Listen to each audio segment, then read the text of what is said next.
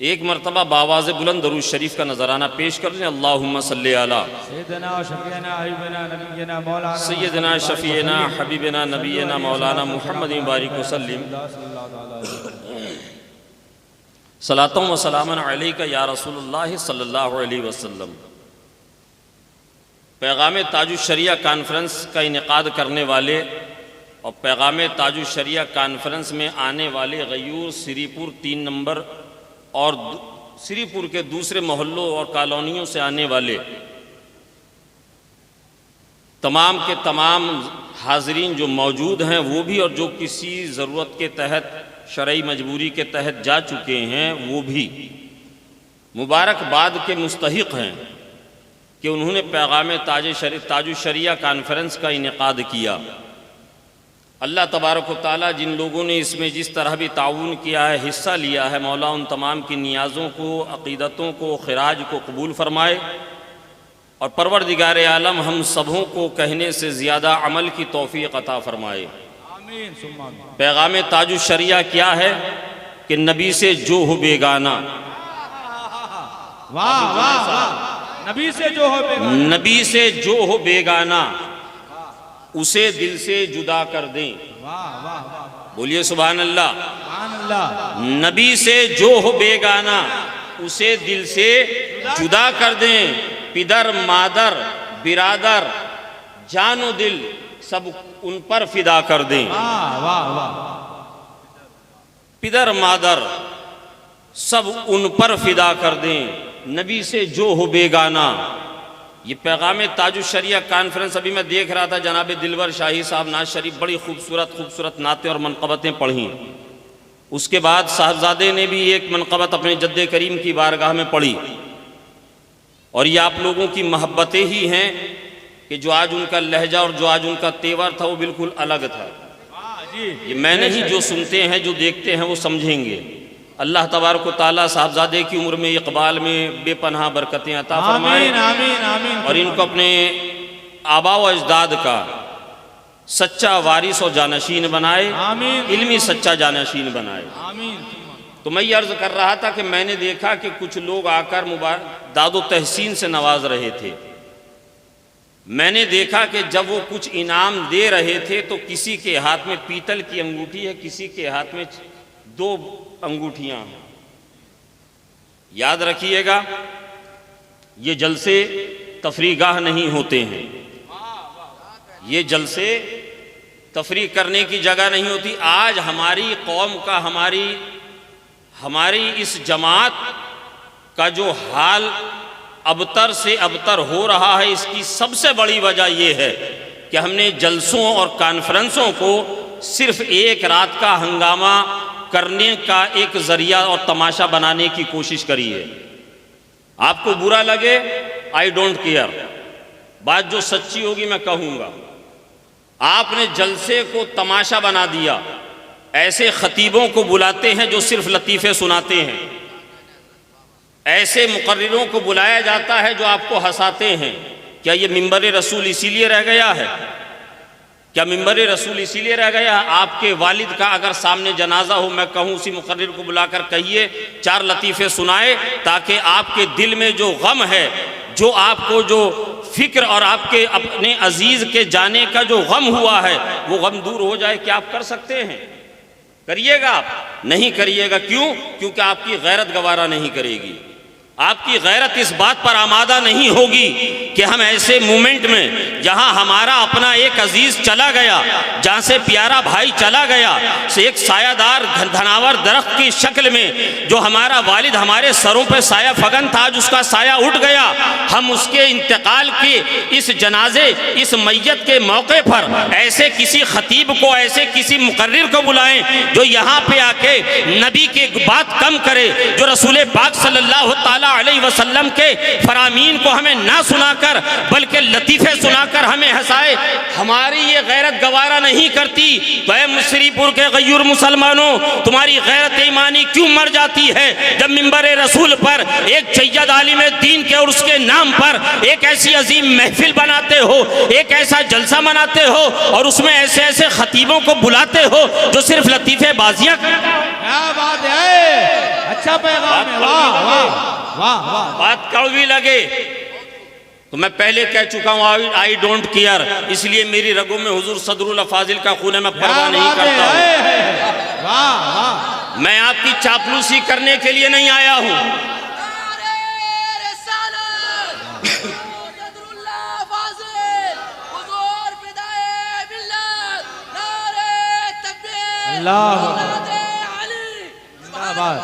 मैं आपकी दिलजोई के लिए नहीं आया हूं, आपसे दादो तहसीन लेने के लिए नहीं आया हूं, आपका लिफाफा और नजराना लेने के लिए नहीं आया हूं, ना यहाँ कुछ खाने के लिए आया हूं। अल्हम्दुलिल्लाह अल्लाह ने मुझे बहुत कुछ अता किया है, जो भी है नमक रोटी चटनी रोटी मैं घर में सुकून से खाता हूं। मैं दावतों का शौकीन भी नहीं हूं, न मेरे पास कोई एक ऐसा ग्रुप है जो ग्रुपबाजी करके हम जलसों और स्टेजों पर जाते हों। हमारे पास ऐसा कोई नहीं है जैसे आजकल ट्रेंड चल रहा है। क्या वजह है? एक आलिम दीन नाइब रसूल का काम सिर्फ यही है लतीफ़ेबाजियां करे? आओ अभी तुमने हज़रत अली के किस्से सुने, हज़रत अली की मनाक़िब समात की। मैं उसी मौलाए कायनात शेर खुदा फातह खैबर दामादे हज़रत रसूल पाक सल्लल्लाहु ताला अलैहि वसल्लम हज़रत फ़ातिमा ज़हरा रज़ी अल्लाह ताला अन्हा के शौहर की एक रिवायत बयान करता हूँ। हज़रत मौलाए कायनात फरमाते हैं, उठाइए नुज़्हतुल बलागा को पढ़िए, हज़रत मौलाए कायनात के अक़वाल को आप पढ़ेंगे। हज़रत मौलाए कायनात फरमाते हैं परवरदिगार आलम ने इस कायनात आलम का जो वजूद है, जो एक बिल्डिंग जब हम बनाते हैं, एक मकान बनाते हैं, उसका एक स्ट्रक्चर होता है, उसका एक फाउंडेशन होता है। उसको कायम करने के लिए, छत को कायम रखने के लिए उसमें कुछ सुतून दिए जाते हैं, पिलर दिए जाते हैं, ताकि वो बिल्डिंग बनी रहे, उसका वजूद कायम रहे, उसका बैलेंस बरकरार रहे। हज़रत मौलाए कायनात फरमाते हैं परवरदिगार आलम ने इस निज़ाम कायनात को कायम रखने के लिए 4 नफूसे कुदसिया का इंतखाब किया है। 4 नफूसे कुदसिया का इंतखाब किया है। अर्ज किया गया है दामाद पैगंबर, ऐ बाबे इल्म आप बताइए तो सही वो 4 लोग कौन हैं? वो चार लोग कौन हैं जिन पे कायनात आलम का निज़ाम मुनहसिर है, जिन पे कायम है? हज़रत मौलाए कायनात जनाब फातिमा ज़हरा के शौहर हज़रत मौलाए कायनात अली करमल्लाहु ताला वजहुल करीम फरमाते हैं, सुनो सुनो, अगर जानना चाहते हो सबसे पहले शख्स, पहली ज़ात जिसके ऊपर इस कायनात का निज़ाम कायम है, जिनके वजूद के जरिए इस कायनात का निज़ाम कायम है, हज़रत मौलाए कायनात फरमाते हैं वो है आलिम दीन बाअमल। जिंदाबाद जिंदाबाद। कहिए सुभान अल्लाह। मैं लतीफ़ा नहीं सुनाऊंगा, बात सीधी सीधी कम टू पॉइंट करूंगा। पहला कौन? आलिम दीन बाअमल। आजकल हमारे यहाँ मार्केट में बहुत तरह के आलिम हैं। एक ऐसे भी आलिम मिलेंगे जो सिर्फ नाम के आलिम हैं, अगर उनके किरदार को तलाशिएगा आप देखिएगा उनको चाय के होटलों पर खड़े होकर चाय की चुस्कियां ले रहे होंगे। बहुत सारे ऐसे हैं, चाय के होटल पर खड़े होकर, बस स्टैंड पे खड़े होकर पानी की बोतल लेकर खड़े होकर पी रहे होंगे। रेलवे स्टेशन पर से गुजर जाइए तो खड़े होकर पी रहे होंगे। अगर आप उनके और करीब हो जाइएगा, वो कहीं इमाम होंगे, वो कहीं मुअज्जिन होंगे, वो कहीं मुदर्रिस होंगे, किसी न किसी मनसब पे फाइज होंगे। वो आलिम दीन समाज के लिए तो ज़रूर हैं, मगर उस इल्म दीन ने, उस दीन के इल्म ने उनको कोई फ़ायदा नहीं पहुँचाया, उनकी कोई इस्लाह नहीं की। हज़रत मौलाए कायनात से पूछा गया वो आलिम दीन कैसे होंगे, वो आलिम दीन कैसे होंगे? हज़रत मौलाए कायनात फरमाते हैं वो आलिम दीन ऐसे होंगे जिनको देखने के बाद खुदा याद आ जाए। बोलिए सुभान अल्लाह। मेरे आका ऐसे ही आलिम दीन के बारे में इरशाद फरमाते हैं, आलिम दीन की शान ये है, आलिम दीन बाअमल की शान और मर्तबा ये है, वारिसीन अंबिया की शान ये और मर्तबा ये है कि आका फरमाते हैं जिस बस्ती से वो गुजर जाए अल्लाह तबारक व तआला उस बस्ती के कब्रिस्तान से 40 दिन के लिए अजाब उठा लेता है। बोलिए सुभान अल्लाह। 40 दिन अजाब उठा लेता है। फातिहा ना पढ़े, वो कब्रिस्तान जाकर हाथ उठाकर दुआ ना भी करे, सिर्फ वो उस बस्ती से एक मरतबा गुजर जाए, अल्लाह तबारक व तआला उसके कदमों की बरकतों से, उसकी कदमों की बरकत से उस इलाके के, उस बस्ती और उस गांव के कब्रिस्तान पर से 40 दिन के लिए अजाब उठा लेता है। उसकी शान ये है, मेरे आका फरमाते हैं, मेरे आका इरशाद फरमाते हैं कि ये जो आलिम दीन होते हैं, ये जो आलिम दीन होते हैं, ये अंबिया इकराम के वारिस होते हैं। कहिए सुभान अल्लाह। सुभान अल्लाह। ये अंबिया के वारिस होते हैं। और अंबिया के वारिसीन की शान क्या है, इनके बारे में आका खुद इरशाद फरमाते हैं। मेरे आका इरशाद फरमाते हैं, मदनी ताजदार इरशाद फरमाते हैं, आलिम दीन की मगफिरत के लिए मछलियां समंदरों के अंदर और चूटियां सुराखों के अंदर दुआए मगफिरत किया करती हैं। सुभान अल्लाह, सुभान अल्लाह। दुआए मगफिरत करती हैं, दुआए मगफिरत क्या करती हैं। ये कोई बाजारू आलिम दीन नहीं होते हैं, ये बाजारू मौलवी नहीं होते हैं, ये सिर्फ नाम के मौलवी नहीं होते हैं, बल्कि इनका वजूद ऐसा होता है, ये जिस समाज में रहते हैं, ये जिस मुआशरे में रहते हैं, ये जिस सोसाइटी में रहते हैं, उस मुआशरे, उस समाज और उस सोसाइटी के लिए ये रहमत बन जाया करते हैं। सुभान अल्लाह, रहमत बन जाया करता है इनका वजूद, सरापा वजूद इनका रहमत, सरापा रहमत बन जाया करता है। उनसे लोग फायदा उठाया करते हैं, उनसे इस्तिफादा हासिल किया करते हैं। आप इस्तिफादा हासिल करते तो आज आपकी ये हालत नहीं होती। मैंने देखा कि 2-2 अंगूठियां, 3-3 अंगूठियां और चांदी के अलावा पीतल और कांसे और तांबे की अंगूठियां। क्या आपको ये नहीं पता, आपके इमाम साहब ने, क्या आपके मोहल्ले के इमाम साहब ने खड़े होकर मिंबर से आपको ये नहीं बताया कि रसूल पाक सल्लल्लाहु ताला अलैहि वसल्लम ने इरशाद फरमाया है, ऐ मुसलमानों, मर्दों के लिए इरशाद फरमाया है, मर्द के लिए 4.5 माशा से ज्यादा चांदी एक अंगूठी की शक्ल में ही जायज है, उससे ज्यादा चांदी मर्द के लिए जायज नहीं। और चांदी के अलावा जितनी भी धातु हैं, चाहे तांबा हो, पीतल हो, कांसा हो, सोना हो या जो कुछ भी हो, उसको अंगूठी की शक्ल में हो या किसी जेवर घड़ी की शक्ल में हो, वो इस्तेमाल नहीं कर सकता है, वो इस्तेमाल नहीं कर सकता है। मगर मैंने देखा आपके हाथों में वो पीतल की अंगूठियां हैं। पैगाम ताजुशरिया कॉन्फ्रेंस में आने वालों, कान खोलकर सुन लो, ताजुशरिया मौलाना अख्तर रजा खान अजहरी अलैहि रहमतुर रिजवान, ये किसी एक बरेली के खानवादे के एक फर्द का नाम नहीं है, बल्कि पूरी मिल्लत इस्लामिया के वकार का नाम ताजुशरिया है। नारे तकबीर, नारे रिसालत, मसलके आला हजरत फैजाने ताजुशरिया, फैजाने हुजूर सदरुल फाजिल औलादे गौसे आज़म।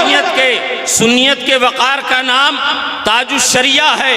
और ताजुशरिया रदी अल्लाह ताला अन्हु के नमाज जनाजे को आपने भी देखा, हमने भी देखा। और जब हमने और आपने देखा तो हज़रत इमाम अहमद बिन हम्बल रहमतुल्लाह अलैह का वो कौल हमें याद आ गया। हज़रत इमाम अहमद बिन हम्बल का हमें वो कौल याद आ गया जब आपने मामूनियों से कहा था, ऐ लोगों, अगर तुम देखना चाहते हो, तुम समझना चाहते हो हक पर कौन है, तो याद रखना हमारे और तुम्हारे जनाजे इस बात का फैसला करेंगे कि हक पर कौन है। हक पर कौन है। आज एक नहीं बल्कि यूट्यूब और सोशल मीडिया पर आप उठाकर डॉक्यूमेंट्रीज को देख लीजिए, 150 से ज्यादा की फेहरिस्त ये फकीर देख चुका है, जिन्होंने हुजूर ताजुशरिया के इंतकाल के बाद सिर्फ मुसलमानों की नहीं, ये मुसलमानों की बात, सिर्फ अकीदतमंदों की बात नहीं कर रहा हूँ, नॉन मुस्लिम्स ने भी जब उस पर रिसर्च किया है, तहकीक किया, जब उन्होंने इतना शोर सुना, अखबारों और रसाइलों के अंदर इतने मवाद को देखा, इतनी तहरीरों को देखा कि इतने लाख लोग बरेली शरीफ में ताजुशरिया के जनाजे में पहुँचे, जब उन्होंने देखा, जब वहाँ से ड्रोन कैमरा और वहाँ सरकारी रिपोर्ट के मुताबिक जब देखा, कोई कह रहा है 40 लाख, कोई कह रहा है 50 लाख, कोई कह रहा है 70 लाख, कोई कह रहा है 1 करोड़ से ज्यादा लोग, हमसे लोग कहने लगे हजरत इतने लोग पहुंच गए, इतने लोग जनाजे में थे, सिर्फ 40 लाख थे या 50 लाख थे या 80-70 लाख थे या करोड़ 1.5 करोड़ थे। हमने कहा आप करोड़ 1.5 करोड़ की गिनती में क्यों जा रहे हैं? अरे आप ये क्यों नहीं सोचते, आपने ये क्यों नहीं सुना कि हमारे इमाम ने 1200 साल पहले इमाम अहमद बिन हम्बल ने क्या कहा था कि हमारे तुम्हारे जनाजे इस बात का फैसला करेंगे। ताजुशरिया ने अपनी पूरी जिंदगी जिस दीन की बका की खातिर वक्फ कर दिया, मसलके आला हजरत की इशाअत और तरवीज की खातिर वक्फ कर दिया, न जाने कितने तीर चले, किसी ने अंधा कहा, किसी ने नाबीना कहा, किसी ने बहरा कहा, किसी ने यहाँ तक कह दिया, ऑन रिकॉर्ड बात कर रहा हूँ, सफेद रीछ तक कह दिया, ऑन रिकॉर्ड बात कर रहा हूँ। ताजुश्शरिया को कहा मुखालिफत नहीं हुई। ताजुश्शरिया बस्ती बस्ती करिया करिया ताजुश्शरिया के नारे की मुखालिफत क्यों न कितनी हुई है आप नहीं जानते क्या? ये उलमाए किराम जानते हैं, ये वारिसीन मेहराब व मिंबर जानते हैं, जो मुताला करते हैं, किताबों से का शौक रखते हैं, वो जानते हैं किस कदर मुखालिफत हुई। मगर जब ताजुश्शरिया का जनाजा उठता है, जब ताजुश्शरिया का जनाजा मोहल्ला सौदरागरान से निकल के इस्लामिया इंटर कॉलेज की तरफ चलता है, तो कई दिन तक तो वहां से चप्पलें उठाई जा रही थी। हजारों लाखों करोड़ों का मजमा इस बात की शहादत दे रहा था कि जितने भी प्रोपेगेंडा करने वाले थे, जितने भी ताजुश्शरिया के मुखालिफिन थे, उन तमाम के मुंह के ऊपर इन छोड़े हुए चप्पलों को ले जाकर रसीद करो। और ताजुश्शरिया ने जिंदगी में भी बता दिया, इंतकाल के बाद भी बता दिया कि हक पर कौन था। हक पर ताजुश्शरिया ने बता दिया कि जो मुस्तफा का गुलाम होता है वो दुनिया में भी कामयाब होता है, उसकी मौत भी कामयाब होती है और वो कब्र में भी कामयाब। नारे तकबीर, नारे रिसालत, इश्क मोहब्बत, इश्क मोहब्बत, बस्ती बस्ती करिया करिया, फैज़ाने ताजुश्शरिया, फैज़ाने ताजुश्शरिया, फैज़ाने हुजूर सदरुल फाजिल। हजरत मौलाए कायनात क्या फरमाते हैं? अर्ज किया गया हुजूर वो दूसरा कौन है? एक तो आलिम दीन बाअमल, दूसरा हजरत मौलाए कायनात फरमाते हैं जाहिल। जाहिल एक आलिम दीन और दूसरा जाहिल। इल्म और जिहालत की मिसाल ऐसे है जैसे कि दिन का उजाला और रात की तारीकी। इल्म जहां नूर है वहीं तारीकी, जिहालत एक तारीकी है। ये नूर और तारीकी एक साथ नहीं रह सकते। हजरत मौलाए कायनात की बारगाह में अर्ज किया गया कि हुजूर आलिम दीन तो समझ में आ गया कि निज़ाम कायनात को बैलेंस करने के लिए जो सुतून कायम है उनमें एक आलिम दीन, ये तो बात समझ में आ गई। जाहिल कैसे? हजरत मौलाए कायनात फरमाते हैं कि हर जाहिल नहीं, हर जाहिल, यहां जाहिल से मुराद बेपढ़ा लिखा, याद रखिएगा, अनपढ़ जिसको कहते हैं। और कुछ तो पढ़े लिखे भी जाहिल होते हैं, उसकी डेफिनेशन अलग है। हजरत अली फरमाते हैं दूसरा जाहिल वो जाहिल जिसको कभी कोई इल्मी ज़रूरत, किसी भी मसाइल शरिया की जानकारी की ज़रूरत पड़ती है तो वो अपने उलमा की बारगाह में जाकर निहायत ही अदब व एहतराम के साथ ज़ानु अदब तय करता है। सुभान अल्लाह। वो नहीं कि जो इमाम साहब मुसल्ले पर हैं और पीछे से दूर से आकर देखा कि इमाम साहब का पैर हिल रहा है कि डुल रहा है, वो जाहिल नहीं। वो जाहिल नहीं कि जो इस ताक में रहता है, वो उस बेपढ़े लिखे की बात नहीं कर रहा हूँ, जो इस ताक में लगा रहता है। इमाम साहब को हम 8,000 देते हैं, ये रोज़ाना धुला हुआ क्रीज वाला कुर्ता पैजामा कहाँ से पहनते हैं? वाह वाह, ये जाहिल नहीं, ये हासिद है। जी जी, वाह वाह वाह। ये उलमा से हसद करने वाला है। रसूल पाक सल्लल्लाहु ताला अलैहि वसल्लम ने इरशाद फरमाया, मुसलमानों आलिम दीन बनो या तालिब इल्म बनो या इनसे मोहब्बत करने वाला बनो या इनकी सोहबत में बैठने वाला बनो। पांचवा ना बनो कि हलाक हो, पांचवा मत बनना कि हलाक हो जाओगे। उलमा से बुग़्ज़ मत रखना, अगर आज तक करते हो तौबा कर लेना। इसलिए कि आलिम से बुग़्ज़ रखने वाला, आलिम दीन से बुग़्ज़ और इनाद रखने वाला, दुश्मनी रखने वाला का खात्मा जो है वो ईमान पे नहीं होता जी, ईमान पे उसका खात्मा नहीं होता है। अगर चाहते हो कि खात्मा बिलखैर ईमान पर हो, अगर आज तक जो गुस्ताखी कर ली अनजाने में सही, मगर आज मसला पता चल गया तो कल सुबह होते ही इमाम साहब के पास, आलिम दीन के पास जाना, उनसे माफ़ी मांगना कि हज़रत हमने अगर जाने अनजाने अगर आपको कुछ कह दिया है, आपको तकलीफ़ पहुंचा दी है, तो हज़रत खुदा और उसके रसूल के वास्ते से हमें माफ़ कर दीजिए, इसलिए कि आप वारिसीन अंबिया हैं। बोलिए सुभान अल्लाह, सुभान अल्लाह। माफ़ कर देना, माफ़ कर देना, दरगुजर कर देना, या आलिमों का शेवा है, ये उनका तरीक़ा है, दरगुजर कर देना, माफ़ कर देना। और हज़रत हमारी इस्लाह कीजिएगा, आप हमें सीधे राह को, हमारे लिए सीधी राहें, हमें सीधी राह ज़रूर दिखाइएगा ताकि हम भटकने ना पाएं।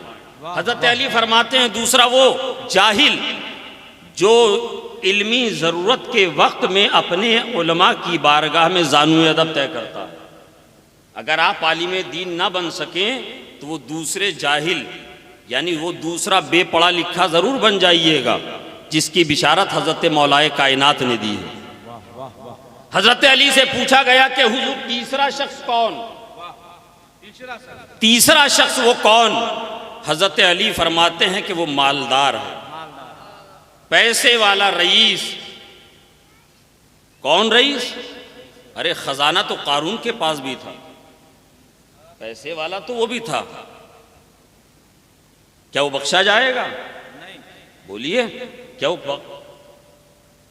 वो जाएगा? वो कामयाब हो गया पैसा लेकर। हजरत अली फरमाते हैं कि रईस पैसे वाला मालदार।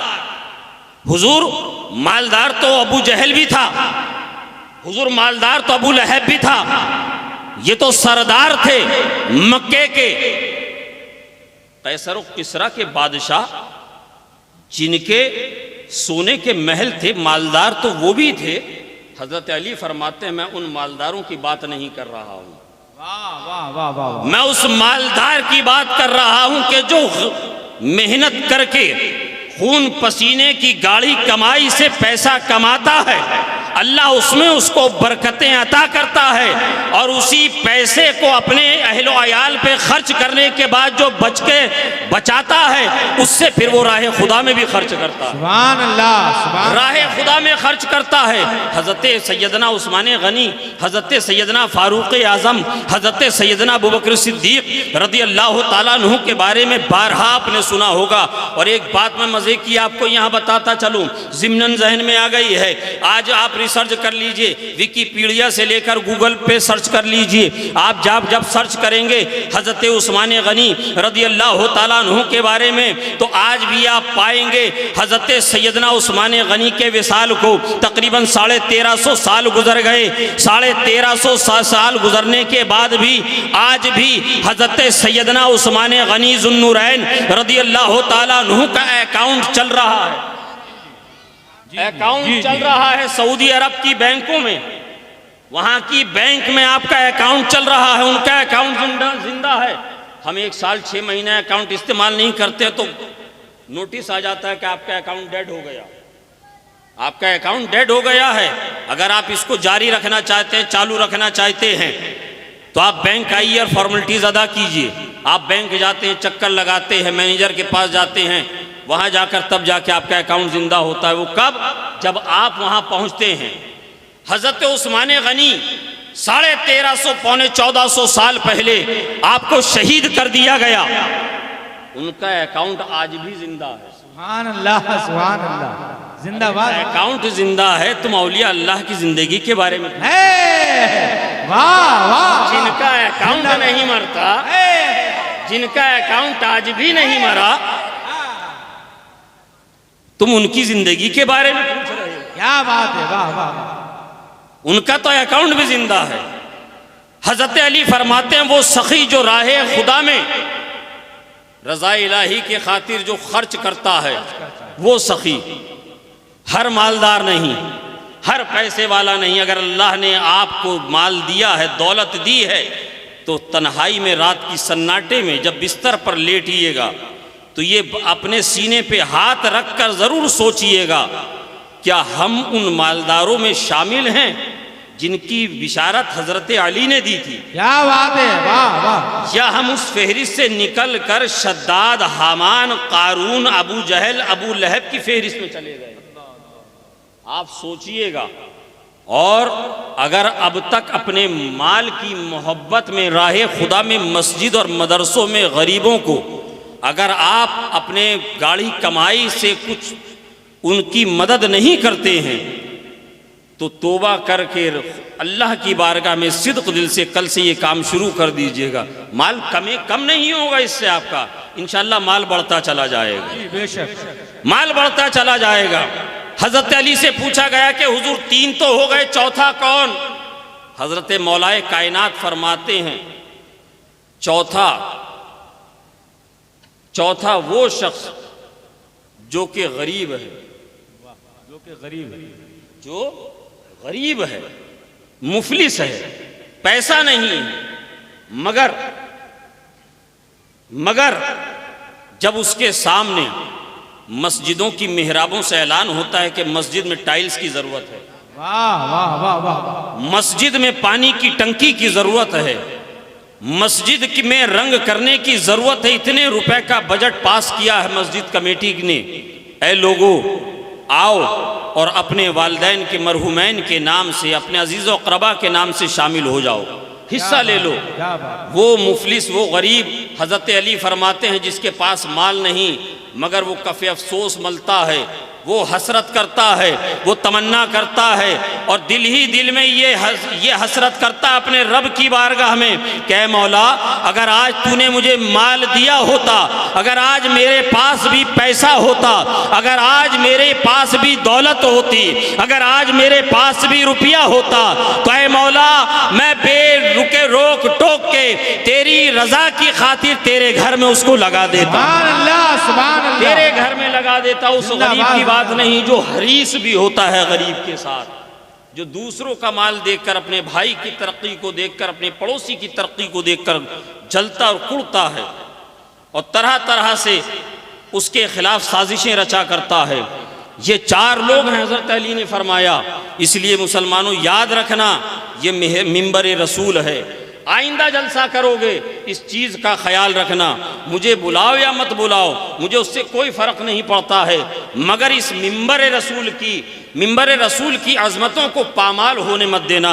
ऐ श्रीपुर के गयूर मुसलमानों, तुम इस मिंबर रसूल की अज़मतों को पामाल होने मत देना, इसलिए कि नाइब रसूल हज़रत अल्लामा सैयद हज़रत अल्लामा मौलाना गुलाम गौस हज़ारवी रहमतुल्लाह अलैह का एक आखिरी वाक़या मैं अर्ज़ करता हूँ।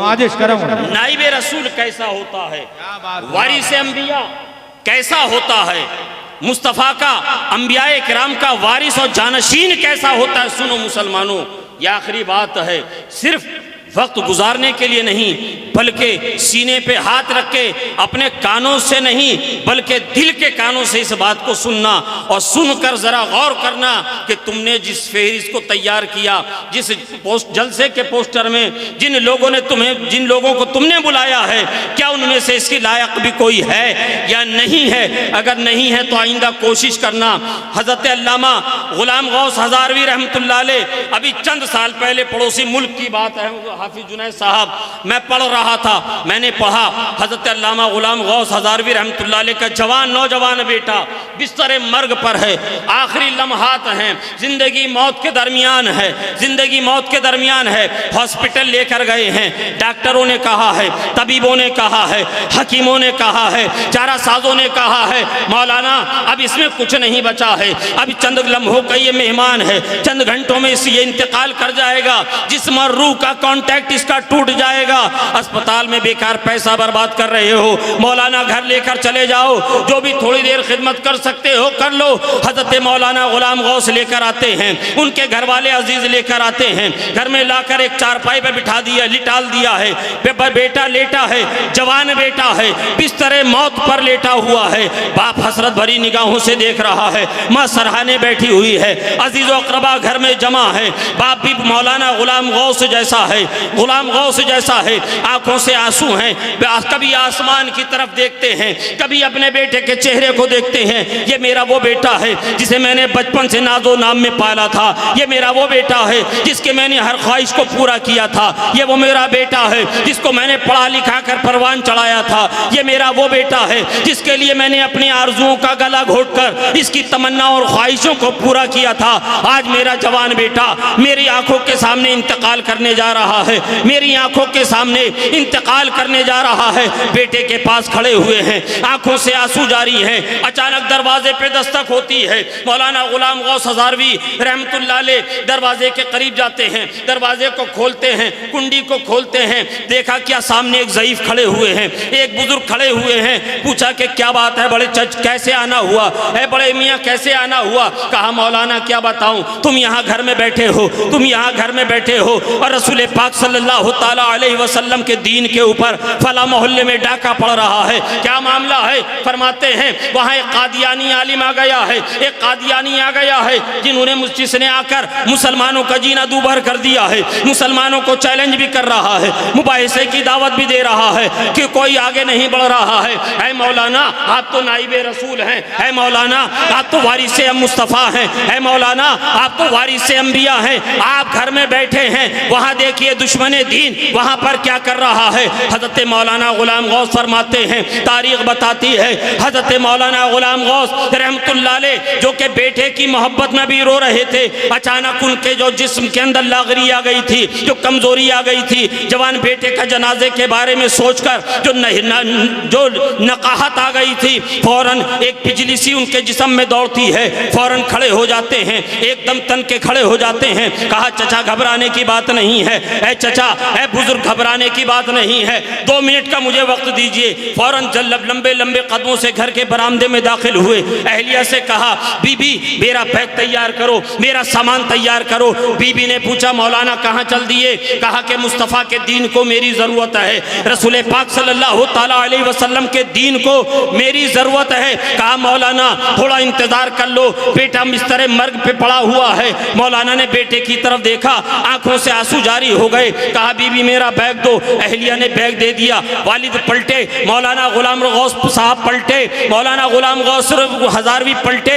बेटे ने हल्की सी लबों को जुम्बिश देकर कहा अब्बा थोड़ी देर और ठहर जाइए, ऐ मेरे बाबा थोड़ी देर में और ठहर जाइए, मेरे लिए ठहर जाइए, मेरी जिंदगी का भरोसा नहीं है। बाप ने बेटे की तरफ देखा, करीब आए, पेशानी का बोसा दिया। कहा बेटा बेटे तुझसे ज्यादा इस वक्त तेरे बाप की दीन मुस्तफ़ा को जरूरत है। इंशाअल्लाह अब नहीं तो हौज़े कौसर पे रसूल पाक सल्लल्लाहु ताला अलैहि वसल्लम की क़यादत में तुमसे मुलाकात होगी। तारीख बताती है मौलाना गुलाम गौस हज़ारवी रहमतुल्लाह अलैह बैग लेकर बस स्टैंड की तरफ जाते हैं। अभी बस में बैठकर सामान रखा नहीं था, 2 नौजवान दौड़े हुए आए। कहा मौलाना गजब हो गया, क्या हुआ? आपका जवान बेटा इंतकाल कर गया। हज़रत मौलाना गुलाम गौस रहमतुल्लाह अलैह ने सुना इन्ना लिल्लाहि व इन्ना इलैहि राजिऊन पढ़ा। नौजवानों ने कहा मौलाना उतरते क्यों नहीं, बस से सामान लाते क्यों नहीं, बेटे की नमाज जनाजा पढ़ा दीजिए, बेटे की जनाजे की नमाज के बाद चले जाइएगा। मौलाना ने कहा नमाज जनाजा का पढ़ना फ़र्ज़ कफ़ाया है और दीन मुस्तफ़ा को बचाना फ़र्ज़ ऐन है। मैं फ़र्ज़ ऐन को छोड़कर फ़र्ज़ कफ़ाया की तरफ नहीं जाऊँगा। जवान बेटे की लाश घर में पड़ी है, ज़रा सीने पे हाथ रख के बताइएगा, आप भी बच्चों वाले हैं, आप भी बाल बच्चों वाले हैं, बेटे को बुखार आ जाए, औलाद बीमार पड़ जाए, रात रात भर उसके सराने खड़े होकर आप जागते रहते हैं, अपनी सेहत की परवाह नहीं करते, शुगर कितनी हाई हो जाएगी परवाह नहीं करते, ब्लड प्रेशर कहाँ पहुँच जाएगा परवाह नहीं करते, हार्ट आपकी बीट आपकी कहाँ पहुँच जाएगी परवाह नहीं करते, गठिया का मर्ज कितना बढ़ जाएगा परवाह नहीं करते, जी परवाह नहीं करते। मगर देखिए वारिस मुस्तफ़ा कैसा होता है, अंबिया इकराम का वारिस कैसा होता है। उसने कहा नमाज जनाजा पढ़ना और पढ़ाना फ़र्ज़ कफ़ाया है, दीन मुस्तफ़ा को बचाना फ़र्ज़ ऐन है। गुलाम गौस फ़र्ज़ ऐन को तर्क करके फ़र्ज़ कफ़ाया की तरफ नहीं जाएगा। तारीख़ बताती है हज़रत मौलाना गुलाम गौस उस इलाके में पहुँचे, उस बस्ती में पहुँचे। अल्लाह तबारक व तआला ने हज़रत मौलाना गुलाम गौस रहमतुल्लाह अलैह को कामयाबी अता की, मौलाना गुलाम गौस को कामयाबी और कामरानी अता की। जब 2 दिन के बाद वापस पलटे, घर में पहुँचे ही थे कि बीबी ने कदमों से लिपटकर ज़ारो कतार रोना शुरू कर दिया। मौलाना आप जा रहे थे, मौलाना जब आप चले गए थे, आपका बेटा जब तक आप निगाहों से ओझल नहीं हो गए, आपके कदमों की गर्दो गुबार जब तक उसकी निगाहों से ओझल ना हो गई, वो आपकी राह को तकता रहा। शायद मेरे अब्बा भी अब वापस पलट कर आ जाएं, शायद मेरे अब्बू पलट पलट कर आ जाएं, शायद मेरा बाबा पलट कर आ जाए, मगर मौलाना आप पलट कर नहीं आए। हज़रत मौलाना गुलाम गौस ने जब ये सुना कि मेरा बेटा मुझसे ऐसी आरज़ू और तमन्ना रखता था, फ़ौरन बैग को रखा, वज़ू किया, कब्रिस्तान पहुँचे, बेटे की कब्र पे फातिहा पढ़ी। फातिहा पढ़ने के बाद दुआ करते हैं, मौला अपने हबीब के सदक़े पाक में ख़त्म नबूवत के वसीले से ऐ मौला मेरे बेटे की मग़फ़िरत फरमा दे। हज़रत मौलाना गुलाम गौस बयान करते हैं, मैं कब्रिस्तान से दुआ मांग कर घर आया, रात को ईशा की नमाज़ पढ़कर सोया। मैं ख्वाब में क्या देखता हूँ, मेरा बेटा शाद बाद टहल रहा है, सब्ज़ बाग में घूम रहा है। मैंने पूछा बेटा क्या हुआ? कहा कि अब्बा हुजूर आप तो चले गए थे, मैं तो आपकी जुदाई में इंतकाल कर गया था, मेरे अजीज़ों ने मुझे दफना दिया था, मगर जब आपने ख़त्म नबूवत का वसीला देकर, दीन मुस्तफ़ा पे पहरा देने का वसीला देकर मेरी मग़फ़िरत की दुआ की है, रब ने फ़ौरन आपकी दुआ को कबूल फरमाकर मेरा ठिकाना जन्नत। नारे तकबीर, नारे रिसालत, पैगाम मुस्तफा, पैगाम ताजुल शरिया कॉन्फ्रेंस, आले नबी। वाह वाह वाह। फ़ौरन अब्बा रब तबारक व तआला ने मेरी तमाम कोताहियों ख़ताओं को माफ़ कर दिया और मेरा ठिकाना जन्नत बना दिया। तभी हमारे इमाम ने कहा तेरे ग़ुलामों का नक्शे कदम है राहे खुदा। कहिए सुभान अल्लाह। तेरे ग़ुलामों का नक्शे कदम है राहे खुदा, वो क्या भटक सके जो ये सुराग लेके चले। उन्हें जाना, उन्हें जाना, उन्हें माना, न रखा गैर से काम।